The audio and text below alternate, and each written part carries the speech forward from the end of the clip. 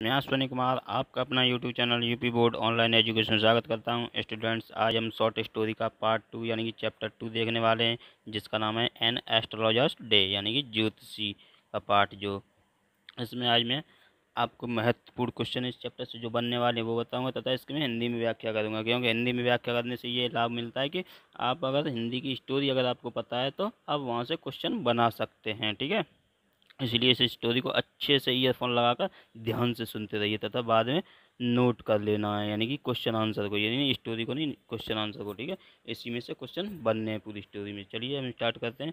इससे पहले जो भी स्टूडेंट इस चैनल पर नए, इस चैनल को सब्सक्राइब कर लें तथा अपने फ्रेंड्स व रिलेटिव्स को ज़्यादा से ज़्यादा शेयर करें, ताकि सभी को यूपी बोर्ड परीक्षाओं में अच्छे अंक आ सकें। चलिए हम इसे जल्दी जल्दी से देखते हैं, क्योंकि बहुत ही बड़ा चैप्टर है।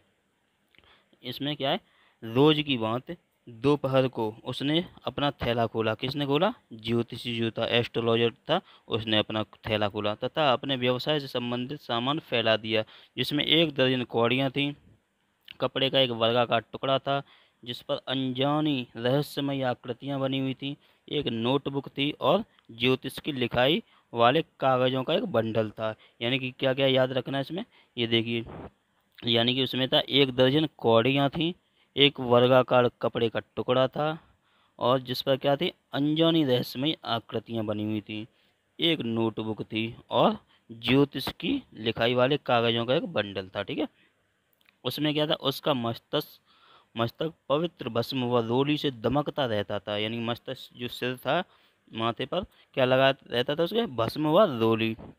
उसकी आंखें एक विचित्र तेज के साथ चमक रही थीं, जो वास्तव में लगातार ग्राहकों को खोजते रहने के कारण वैसी हो गई थीं, जिन्हें उसके भोले वाले ग्राहक एक दिव्य प्रकाश वाली समझते थे। ठीक है, तथा सुख का अनुभव करते थे। उसके पुते हुए माथे व गालों पर छाए हुए गलमुच्छों के मध्य में उसकी आंखें अपनी स्थिति के कारण बहुत अधिक शक्तिशाली प्रतीत होती थी। यानी कि उसके माथे पर व गालों पर क्या था, पुता हुआ था। ठीक है, एक मूर्ख तक की आंखें इस तरह की स्थिति में चमकीली बन सकती थी, ये सोचने वाली बात है। ठीक है, इस प्रभाव को और अधिक बढ़ाने के लिए वह अपने सिर के चारों तरफ भगवा रंग का एक साफा बांधता था। क्या बांधता था? भगवा रंग का एक साफा बांधता था। यह रंग योजना कभी व्यर्थ नहीं जाती थी, यह रंग योजना कभी व्यर्थ नहीं जाती थी। लोग उसकी तरफ इस भांति आकर्षित होते थे जैसे मधुमक्खियाँ कॉस्मोस या दहलिया के पौधों की तरफ आकर्षित होते हैं, जिस प्रकार से। ठीक है, उसी प्रकार आकर्षित। टाउन हॉल पार्क में से गुजरती हुई सड़क के किनारे पर एक इमली के वृक्ष की फैली हुई शाखाओं के तले वह बैठा करता था। कहाँ बैठता था? टाउन हॉल में जो पार्क था, उसके सड़क के किनारे इमली के वृक्ष के नीचे, यानी ठीक है, बैठता था। ये याद रखना। अनेक बातों में वह एक बढ़िया स्थान था। सवेरे से लेकर रात तक इस सकरी सड़क पर इधर से उधर तक भीड़ उमड़ती रहती थी। उस सड़क के किनारे किनारे भांति भांति के व्यापार तथा कामों का प्रतिनिधित्व था। औसत विक्रेता, चुराए हुए काठ कबाड़ के विक्रेता, जादूगर लोग, इन सबसे बढ़कर सस्ते कपड़े का एक नीलामी करता, जो पूरे कस्बे को आकर्षित करने के लिए सारे दिन शोरगुल मचाता रहता था। शोरगुल मचाने के बाद उसका नंबर आता था। भुनी मूंगफली वाले का, जो प्रतिदिन अपने सामान को एक सुंदर नाम दे दिया करता था।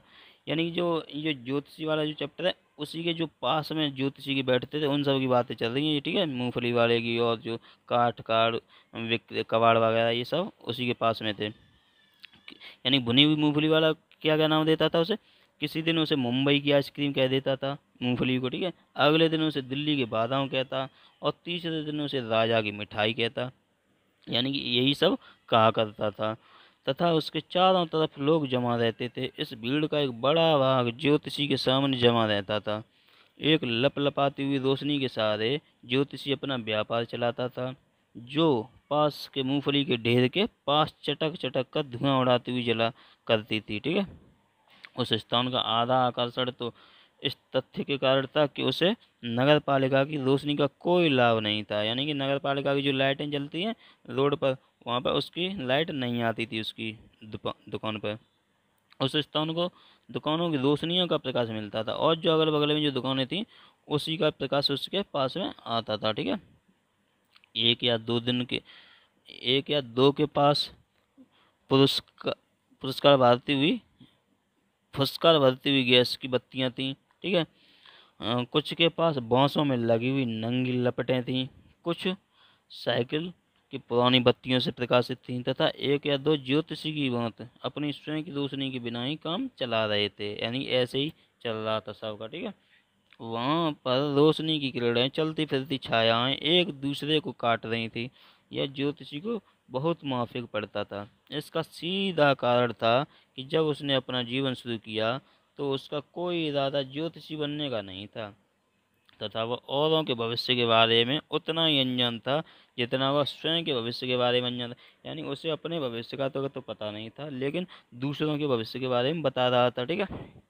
वह नहीं जानता था कि अगले मिनट में उसे स्वयं को क्या होने वाला था।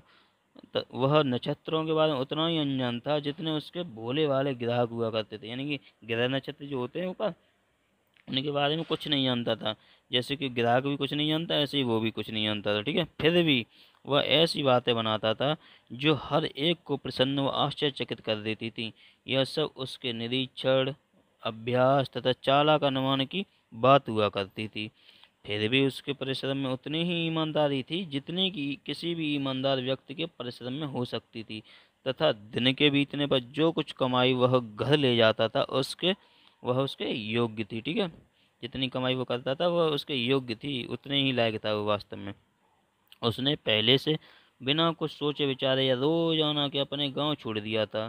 ठीक है। बिना यानी सोचे विचारे और बिना योजना के गांव छोड़ दिया था। यदि वह वहां रहा होता तो वहां पर वह अपने पुरखों वाला काम कर रहा होता, जैसे कि अपने खेतों को जोतना, पुरखों के घर में रहना, विवाह करना व जीवन बिताना। किंतु ऐसा नहीं था। बिना किसी से कुछ कहे उसे घर छोड़ना पड़ा तथा बिना उसे सैकड़ों मील पीछे छोड़े वह रुक ही नहीं सका। एक गांव वाले के लिए यह बहुत बड़ी बात थी कि जैसे उन दो स्थानों के बीच में एक लहलहाते हुए महासागर वाली दूरी थी। यानी गांव से कहीं पे दूर जाते हो तो बहुत ही दूर पड़ता है, जहाँ पे शहर जैसे भी। आदमियों की मुसीबतों का उसे सही विश्लेषण आता था, जैसे कि शादी विवाह हो गया, धन दौलत हो गया, रिश्ते तथा रिश्तेदारी की उलझनें हो गई। इसके बारे में अच्छा ज्ञान हो गया था उसे। ठीक है। इसीलिए वह अनुभव के आधार पर ज्योतिषी कर रहा था कि ज्योतिषी थी। लंबे अभ्यास ने उसके निरीक्षण को तीव्र और तीक्ष्ण कर दिया था। यानी कि प्रैक्टिस हो गई थी उसे और वो प्रैक्टिस के सहारे ही कर रहा था अपना व्यापार। 5 मिनट के अंदर ही वह समझ लेता था कि क्या कुछ गलत है। वह प्रत्येक प्रश्न के लिए 3 पाई लेता था। ठीक है। एक क्वेश्चन यहीं से बनेगा। ठीक है। ये वाला मैं दोबारा से यहाँ पे कर देता हूँ। वो प्रत्येक क्वेश्चन के लिए कितने लेता था? 3 पाई लेता था तथा तब तक अपना मुंह नहीं खोलता था जब तक कि दूसरा कम से कम 10 मिनट तक नहीं बोल लेता था। यानी कि जब तक कोई दूसरा अपने बारे में 10 मिनट नहीं बोल देता तब तक मुंह नहीं खोलता था। वैसे भी पता चल जाएगा कि हाँ क्या परेशानी है इसे। इस बात से उसे 1 दर्जन उत्तरों एवं सलाहों के लिए मसला मिल जाता था, पहले मसाला पहले से मिल जाता था। जब वह सामने वाले व्यक्ति की हथेली को ध्यान से देखते हुए बताता, अनेक बातों में तुम्हें अपने प्रयासों का पूरा फायदा नहीं मिल पा रहा है। यानी कि जो एस्ट्रोलॉजी ज्योतिषी वगैरह होते हैं वो क्या करते हैं, यही डायलॉग जो नॉर्मल होते हैं वही मारते हैं सब एवरेज वाले, जैसे कि अनेक बातों में तुम्हें अपने प्रयासों का पूरा फायदा नहीं मिल पा रहा है। तब 10 में से 9 लोग उसके साथ राजी होना मान लेते थे। अथवा वह प्रश्न करता था, क्या तुम्हारे परिवार में कोई ऐसी औरत है, दूर की रिश्तेदारी भी हो सकती है, जो तुम्हारे साथ अच्छा व्यवहार नहीं रखती हो? या फिर वह विचित्र या फिर वह चरित्र का विश्लेषण करने लगता था, जैसे कि तुम्हारी अधिकतर परेशानियां तुम्हारे स्वभाव के कारण हैं। जिस स्थान पर तुम यानी कि रहते हो वहाँ पर शनि का स्थान है, और रहते हुए तुम बदल भी कैसे सकते हो? शनि रह रहे हैं तुम्हारे यहाँ पे। तुम्हारा स्वभाव तो चंचल है और ऊपर से खराब भी लगते हो। इतनी बात से वह शीघ्र ही उनके दिलों में एक प्यार भरा स्थान बना लेता, क्योंकि हम में से जो भी लोग कोमल होता है, जो सबसे उससे इस विचार से प्यार होता है कि वह बाहर से खराब प्रतीत होता है, यानी अंदर से सही है। ये वास्तव में एवरेज वाली बात है कि किसी से भी ये बोल सकते हो तुम। ठीक है। मूंगफली वाले ने अपनी रोशनी बुझा दी तथा घर जाने के लिए उठ बैठा। यह इस बात का इशारा था कि ज्योतिषी भी अपना सामान बांध ले, क्योंकि अब वह अंधेरे में रह जाएगा सिवाय हरी रोशनी की एक किरण के, जो कहीं से भी भटक कर वहां आ गई थी। तथा उसके सामने की जमीन का स्पर्श कर रही थी। वह अपनी कौड़ियाँ व अन्य सामान को समेटकर अपने थैले में भर रहा था कि हरी रोशनी वहाँ से मिट गई। उसने ऊपर को देखा तो सामने एक आदमी को खड़ा हुआ देखा। उसने एक संभावित ग्राहक होने का अनुमान लगाया और कहा, तुम बहुत परेशान दिखाई पड़ते हो, यदि तुम थोड़ा बैठो और मुझसे बात करो तो फिर तुम्हारा कल्याण होगा। दूसरे ने बड़बड़ाकर कुछ अस्पष्ट उत्तर दिया। ज्योतिषी ने अपनी बात पर जोर डाला। इस बात पर दूसरे ने उसकी नाक के तले यह कहते हुए अपनी हथेली घुसा दी, यानी कि उसके आगे हाथ कर दिया कि तुम अपने को ज्योतिषी कहते हो।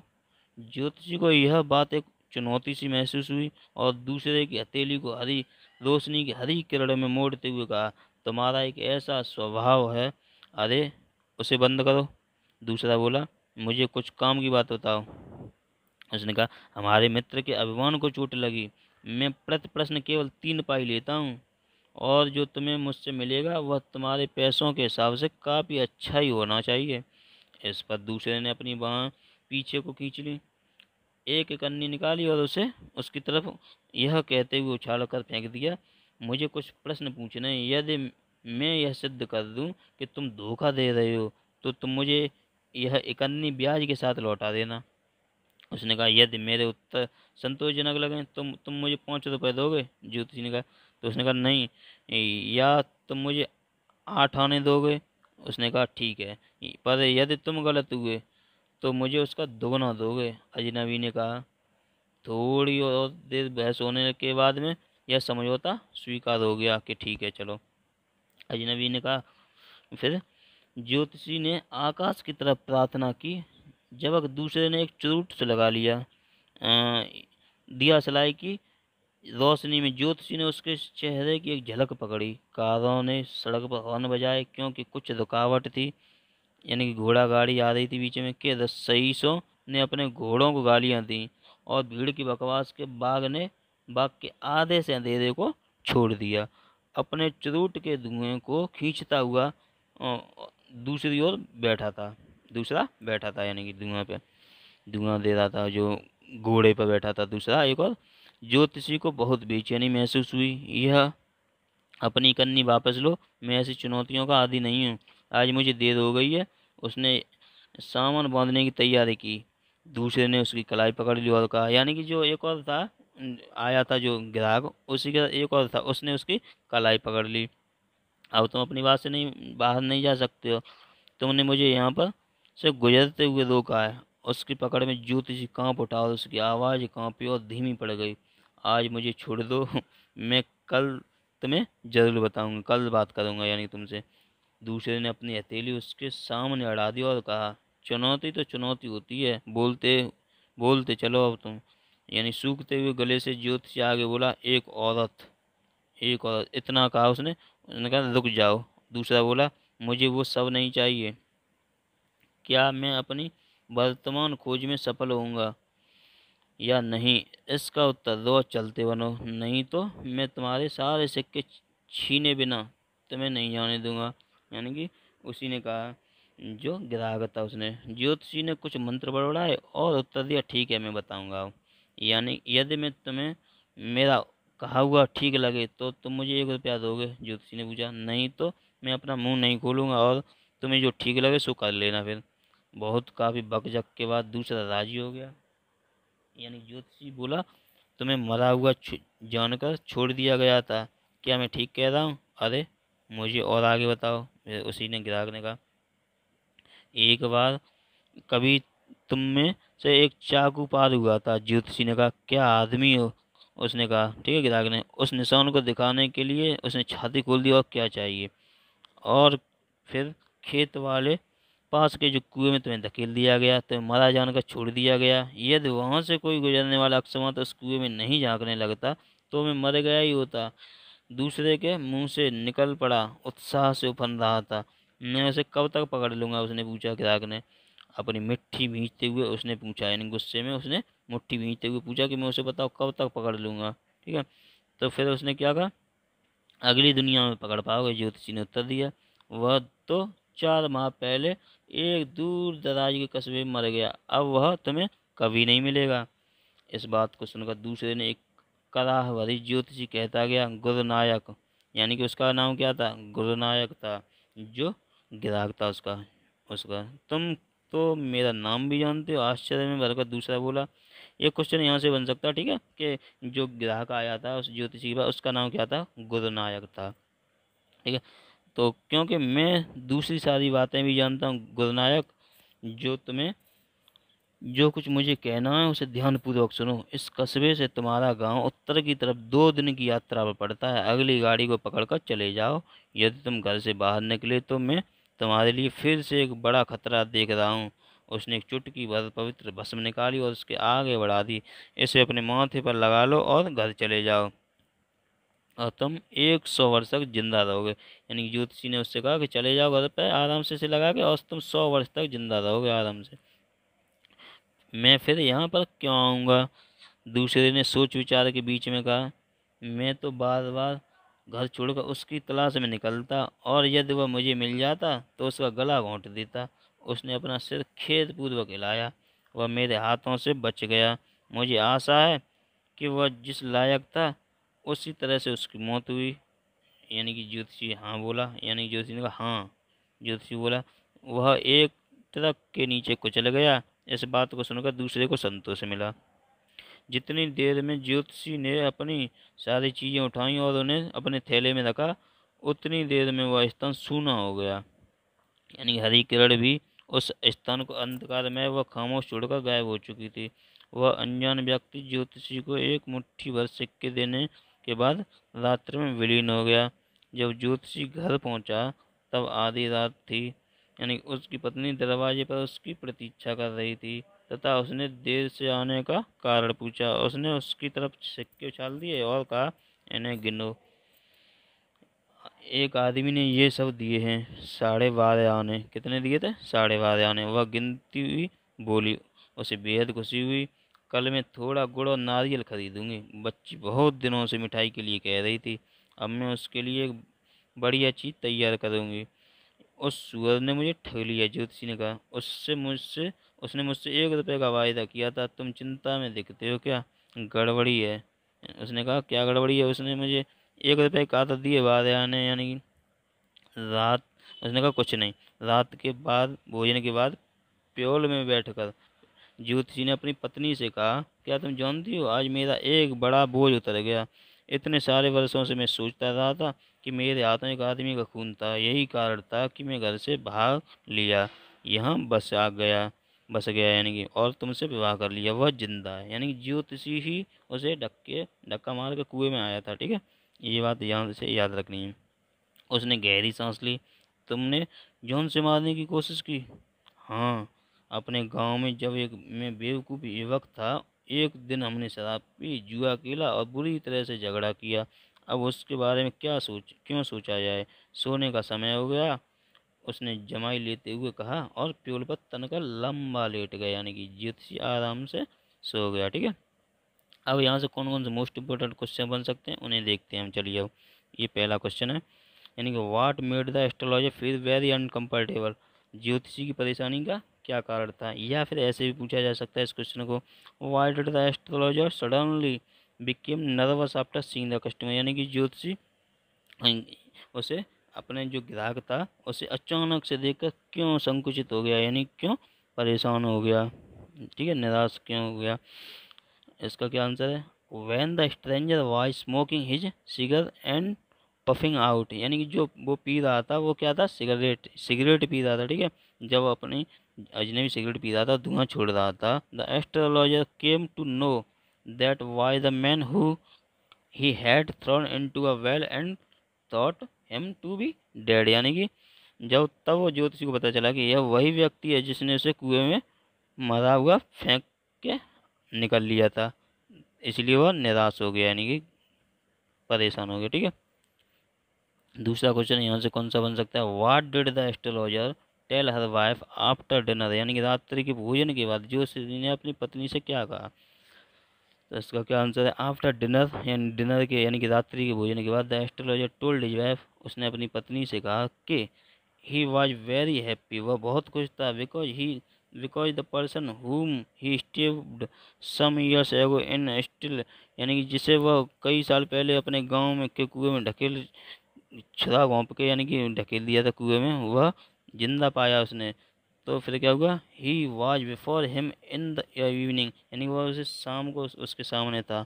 There was an agreement with him to answer the question correctly for 8 annas, यानी कि उसने उसके साथ एक प्रश्न का सही उत्तर देने के लिए 8 आने दिए थे इसे, यानी कि इसलिए वह उसने अपनी पत्नी से ये बात कही थी। ठीक है, एक और क्वेश्चन यहाँ से ये बन सकता है, why did the astrologer leave his village, यानी ज्योतिषी ने अपना गांव क्यों छोड़ा। The astrologer left his village to hide himself from punishment, यानी सजा से बचने के लिए ज्योतिषी ने अपना गांव छोड़ा था। और एक और लास्ट क्वेश्चन यहाँ से ये बन सकता है, ठीक है, ये देख लेना यहाँ से, यानी कि स्टोरी अगर आपको पता है तो क्वेश्चन बना सकते हो आराम से। What advice did the astrologer give to the stranger, यानी ज्योतिषी ने अजनबी को क्या सलाह दी, या ऐसे भी पूछा जाता है, could the astrologer get rid of the stranger, यानी ज्योतिषी ने अजनबी को कैसे पीछे छुड़ाया, यानी कि the astrologer advise the stranger, यानी कि ज्योतिषी ने अजनबी को सलाह दी to go back to his village, यानी कि अपने गांव वापस लौट जाओ एज अर्ली एज पॉसिबल, जितना जल्दी हो सके, because he saw that strangers life was in too much danger, यानी कि उसे दिखाई दे रहा है कि उस अजनबी की जान खतरे में है। He added that the stranger should never travel south, और वो उसे साउथ वर्ल्ड की तरफ यानी दक्षिण को कभी यात्रा नहीं करनी चाहिए उसे। ठीक है, ये उसे सलाह देते हुए लौट आया उसने। अगर ये आपको वीडियो पसंद आया तो इसे लाइक करना तथा चैनल को खुद भी सब्सक्राइब करना तथा अपने फ्रेंड्स और मित्र जितने भी रिलेटिव हैं उनके चैनल से उन्हीं के यानी कि अकाउंट से सब्सक्राइब कराना और शेयर करके। अगर कुछ समझ में ना आया हो तो कमेंट में टाइप करना है, PDF का लिंक हर बार की तरह दे ही देता हूँ डिस्क्रिप्शन में, वहाँ से डाउनलोड कर लेना। Thank you friends and have a nice day.